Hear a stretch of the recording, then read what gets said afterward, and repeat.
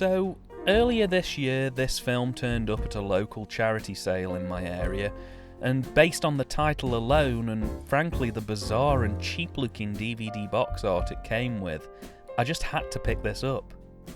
Though the title seems fairly straightforward, Santa Claus and the Three Bears is quite a misleading title, really. While it is true that Santa Claus appears in this, the Three Bears aren't the well-established Three Bears from the 19th century fairy tale. They're in fact two bear cubs and a mother bear. Whereas I was expecting tonal whiplash as two things that shouldn't really go together were smashed into one, this film's plot is arguably one of the more generic Christmas special stories that I've seen. It was produced in 1970, directed by Barry Mahan and co-directed and written by Tony Benedict. Mahan's filmography is literally 80% sexploitation films, which I thought was a right laugh when you consider just how kid-friendly this film is. Benedict, by contrast, only directed a few productions, the most notable being The Bugs and Daffy Show between 1996 and 1999.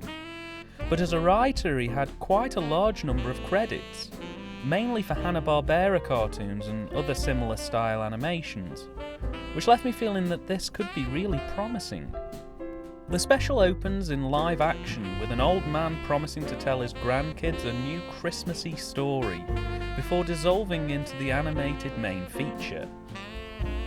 This is where we see the same old man when he was younger working as a park ranger.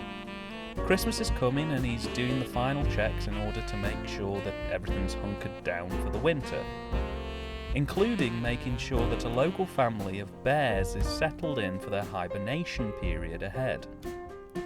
The cubs, however, are incredibly restless and sneak out while their mother's resting to go and hang out with the ranger. At which point the ranger tells the cubs all about Christmas and Santa and presents, and delighted at the idea, the cubs race home to try and get their cave into a Christmassy mood, as far as getting a tree. And not much else. The cubs continue to bother the now slightly irritated mother, who just wants to sleep about Christmas, until she goes to see the ranger to get clarification on what exactly all this Christmas stuff is about.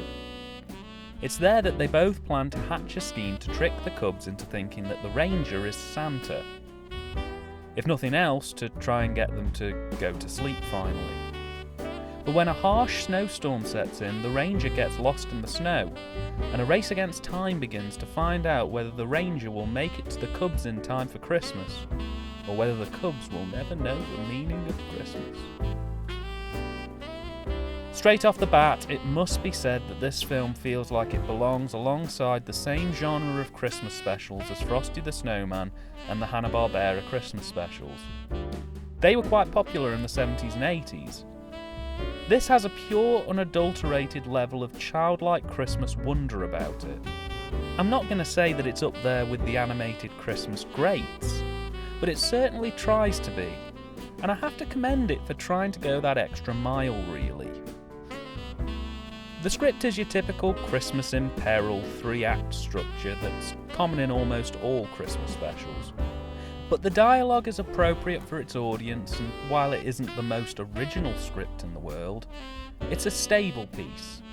It sets out to be pure liquid Christmas, and that's what you get. 45 minutes of uninterrupted Christmas. The acting, much like the script, is also pretty stable. There's no real standout performances that I can think of, but everyone plays their part exactly how they should for this kind of thing, and they aren't at all irritating in doing it either.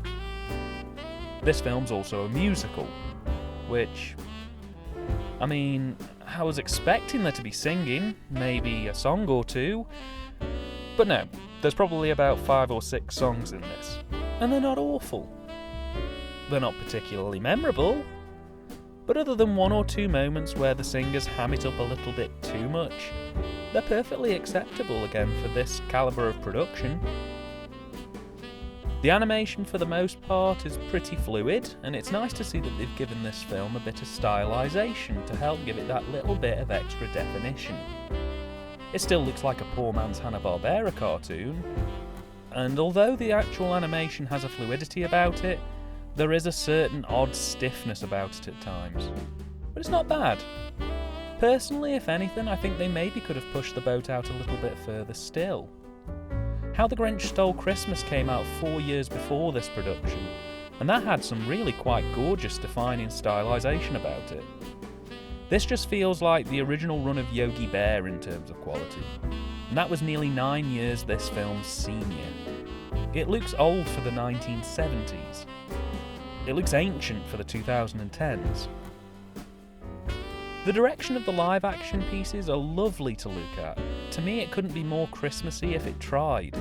It throws absolutely everything at those live-action bits to really get you into the Christmas spirit, and they do a lovely job. My only criticism of these sections are that I was left wondering if they were really necessary. They don't really work as a framing device for the animated sections, as we only see the live-action bits at the very, very beginning and the very, very end of this film. So I was left thinking they looked nice, but they're a little bit pointless. Having looked online as well, I've discovered that this film even has multiple cuts. Some that change the opening title fonts, others that do away with the live-action sections entirely. So it seems I wasn't alone in thinking that they're not at all really necessary. The animation's direction, by contrast, was again just a little bit too basic for me. There's no real stretching for this film, even though I must say they do some really nice things with the composition in parts to really give the film a modern, for the 70s, arty feel. It's perfectly comfortable chugging along, and chugging along is what it does for 40-ish minutes.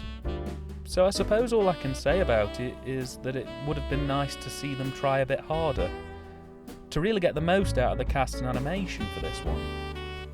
And it's a shame that they thought that basic would do.